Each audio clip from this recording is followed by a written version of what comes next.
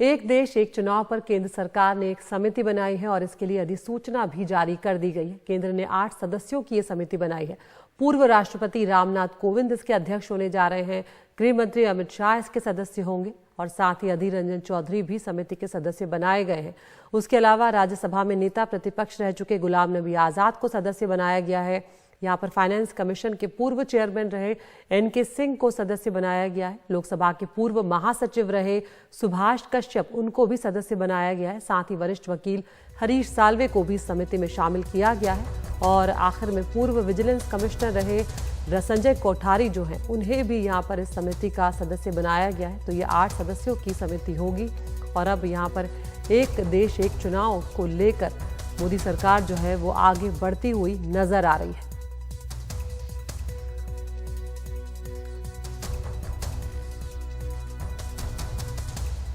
तो ये सदस्यों की तस्वीरें भी हम आपको यहाँ पर दिखा रहे हैं कि कौन कौन इस 8 सदस्यों की समिति में शामिल किया गया है। तो किस तरह से इसको लागू किया जाएगा, क्या क्या इसमें हो सकता है, उस पर भी एक नजर डाल लेते हैं। दरअसल यहाँ पर संविधान में संशोधन करना होगा। संविधान के 5 अनुच्छेदों को संशोधित करना होगा और सभी राजनीतिक दलों को इन संशोधनों को मानना होगा। अगर त्रिशंकु विधानसभा की स्थिति होती है तब क्या होगा, ये भी अब स्पष्ट करना होगा। ये जो नया संशोधन किया जाएगा उसमें। इसके अलावा लोकसभा और विधानसभा का कार्यकाल 5 सालों के लिए फिक्स करने का विषय भी अब हल करना होगा।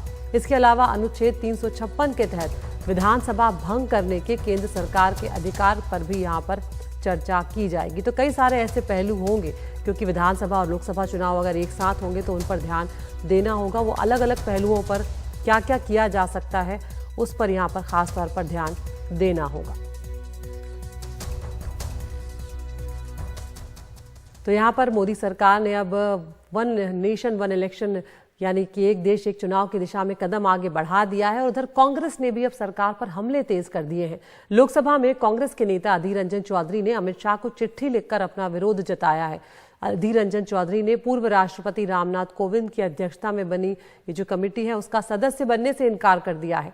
यहाँ पर अधीर रंजन चौधरी का ये कहना है कि ये समिति संवैधानिक रूप से सही नहीं है और साथ ही ये व्यवहारिक और तार्किक रूप से भी उचित नहीं है।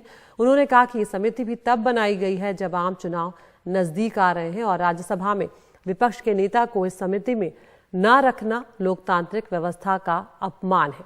हम सीधा रुख कर रहे हैं हमारे सीनियर एडिटर राजीव रंजन का यहाँ पर। राजीव, यहाँ पर अधीर रंजन चौधरी जिन्हें 8 सदस्यों की जो समिति है उसका सदस्य बनाया गया, वो इनकार कर रहे हैं साफ तौर पर। और यहाँ पर कांग्रेस की नाराजगी सिर्फ इतनी ही नहीं है, उसे ये अलोकतांत्रिक तो मान ही रहे, साथ में उनका ये भी कहना है कि जो राज्यसभा में नेता विपक्ष है मल्लिकार्जुन खड़गे, उन्हें यहाँ पर समिति का सदस्य नहीं बनाया गया है। ये कहीं ना कहीं अपमानित करने वाला है।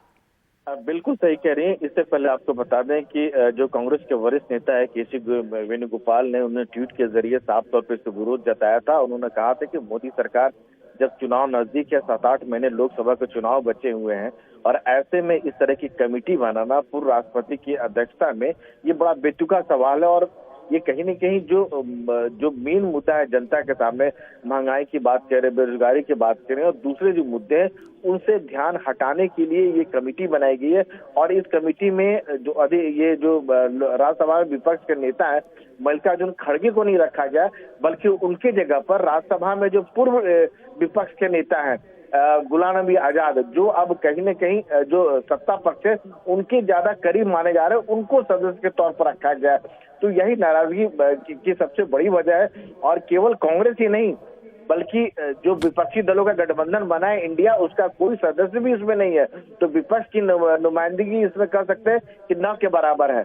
जी बिल्कुल राजीव, यहाँ पर अगर जिस तरह से अब अधीर रंजन चौधरी ने इनकार कर दिया है समिति का सदस्य बनने से, तो ऐसी स्थिति में क्या कुछ किया जा सकता है? देखिए, ये बहुत कुछ सरकार पर निर्भर करता है कि क्या वो जो कमेटी बना रही है, क्या वो विपक्ष को साथ देकर चलना चाह रही है या नहीं चाह रही है। अगर विपक्ष इस कमेटी में नहीं होता है तो एक कहीं न कहीं एक अच्छा संकेत नहीं जाएगा। सरकार अपनी मर्जी से सब कुछ करने जा रही, तो हो सकता है कि ऐसे विपक्षी सदस्यों को सरकार इस कमेटी में रखे जो हर मौके पर उनका समर्थन देते हैं। कई सारी पार्टियां हैं, बीजेडी के नाम आप ले सकती हैं, वाईएसआर का नाम ले सकती हैं, या बीएसपी का भी नाम आप ले सकते हैं। जो मौके जब लोकसभा राज्यसभा में जब मतदान का मौका आता है तो सरकार के साथ ये पार्टियां कम से कम कमोबेश खड़ी दिखती है। तो अब देखने वाली बात है कि सरकार का अगला रवैया क्या होता है, लेकिन कहीं न कहीं एक अच्छा संकेत नहीं जा रहा है। एक जो मैसेज जो जाना चाहिए, एक सरकार इतना बड़ा कदम उठाने जा रही है, एक देश एक चुनाव को लेकर पूर्व राष्ट्रपति की अध्यक्षता में कमेटी बनी है और उसमें विपक्ष का चेहरा न होना एक कोई बहुत अच्छी बात नहीं कही जा सकती है।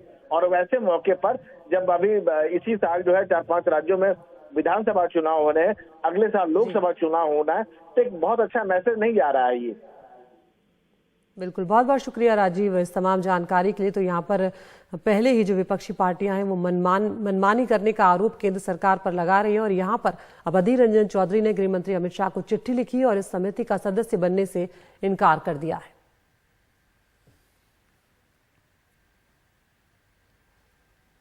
तो यहाँ पर ये भी सवाल उठाए जा रहे हैं कि इसके आखिर नुकसान क्या हो सकते हैं, इसके फायदे क्या हो सकते हैं। तो यहाँ पर एक देश एक चुनाव अगर होता है तो किस तरह का फायदा हो सकता है, इस पर एक नजर डालते हैं कि चुनाव में जो पैसों की बर्बादी होती है, हम देखते हैं कि पानी की तरह पैसा बहा दिया जाता है जनता का, उसकी बर्बादी से बचा जा सकेगा। जो बार बार चुनाव कराने की चुनौती है उससे कहीं ना कहीं मुक्ति मिलती हुई नजर आएगी।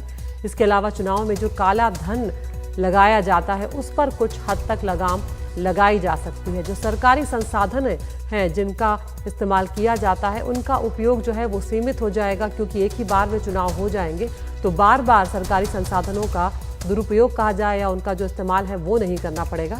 इसके साथ ही जो विकास की रफ्तार है, जहाँ कहा जाता है कि बार बार चुनाव के चलते चुनावी मोड में वो राज्य आ जाता है जहाँ पर चुनाव हो रहे होते हैं, तो ऐसे में जो विकास की रफ्तार है वो कहीं थम जाती है। तो इस तरह के सवाल भी यहाँ पर जो है वो उठाए जा रहे हैं।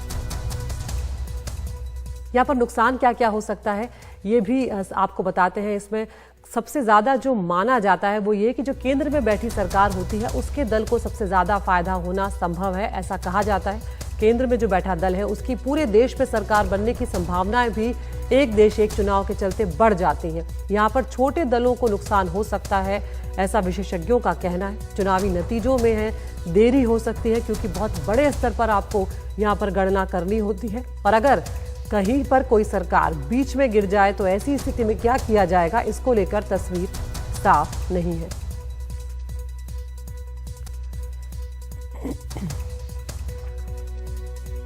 तो कब आपको बता दें, ये पहली बार ऐसा अगर होने जाता है तो ऐसा नहीं कि हमारे देश में पहली बार वन नेशन वन इलेक्शन होगा। पहले भी ऐसा हो चुका है 1952 में, 1957 में, 1962, 1967 में एक साथ ही लोकसभा और विधानसभा के चुनाव हुए थे। आज़ादी के बाद की ये बात है। इसके अलावा 1968 और 1969 में कई विधानसभा समय से पहले भंग कर दी गई। 1970 में लोकसभा समय से पहले भंग हुई और उसके बाद 1970 के बाद एक देश एक चुनाव की जो परंपरा है वो टूट गई, क्योंकि कई जगहों पर राज्यों में अलग अलग वक्त पर सरकारें गिर गई। तो ऐसे में फिर उनके चुनाव अलग तरीके से हुए, उनकी तारीखें बदल गई और फिर ये परंपरा टूट गई।